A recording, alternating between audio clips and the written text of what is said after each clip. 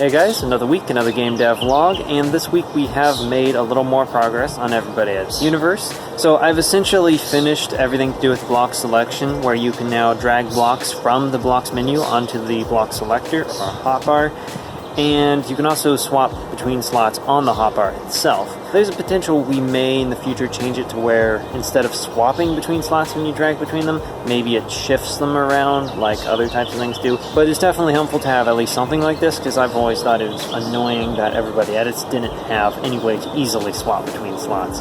So anyway, I've also been thinking a lot about how we're going to handle adding more smileys to the game, also how we're going to be handling the zones for edit zones, music, visibility, anything like that. So anyway, aside from that, we've also got some new blocks. And those are the stone blocks that Alex has been working on. So they're essentially the replacement for the colored brick blocks in Everybody Edits. And the reason why they aren't just colored bricks is because, well, those graphics, as with most of the original graphics in Everybody Edits, are pretty much just recolored versions of some graphics from a Mario game.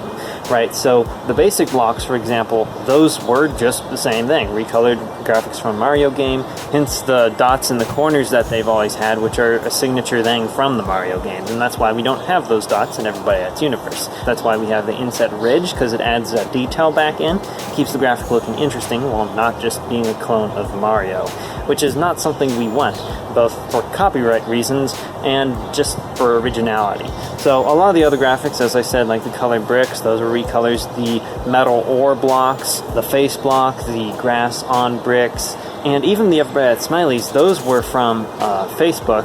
Those were the emoticons, but the contrast was increased and the borders were adjusted. But other than that, like, they were pretty much just ripped straight out there. As far as like the coin animation, I have a feeling that's probably not an original graphic.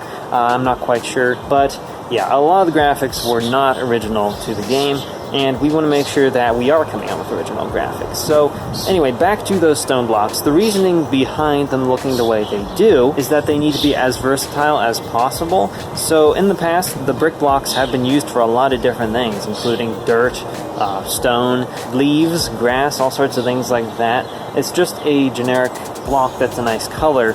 And that's what these stone blocks kind of are. So they are going to be the main stone blocks in the game, although we'll definitely have some more realistic variants of different types of stone, like marble, granite, sandstone, I don't know, that kind of stuff in the future. But these are meant to be the main stone blocks for now, as well as just generally nice colored blocks that don't stand out as having too much of a pattern on them. That way you can use them for just about anything you really want to. So that's kind of the ideology behind designing these blocks, is that the versatility of the blocks matters a lot more than having a ton of different blocks that are for very specific use cases. So anyway, there is of course the chance that these graphics could change completely, as with any of the graphics in the game, by the time we get to closed beta, or even during closed beta. But overall, they do seem to look pretty good and do the job fairly well. So anyway, aside from Everybody Edits Universe stuff this week, I've also been doing design work on my See No More remaster, which is becoming a bit less of a remaster and more of a reimagining of what the game needs to be actually a successful game, but also just to have more fun with what it is. So there's actually a chance it's moving away from some of the things that were fun to play with in the original, but a lot of those things are just fairly niche and wouldn't be a good fit for most players. So I'll talk more about that as I go, but I am figuring out how the game needs to look and behave. So anyway, I guess that is going to have to be it for today. So as always, I want to thank my contributors over on Patreon. It is a massive help. If you want to check it out for yourself, the link is down in the description below. And of course, I want to thank the Everybody Edits patrons as well. So yeah, I'll see you around. Goodbye.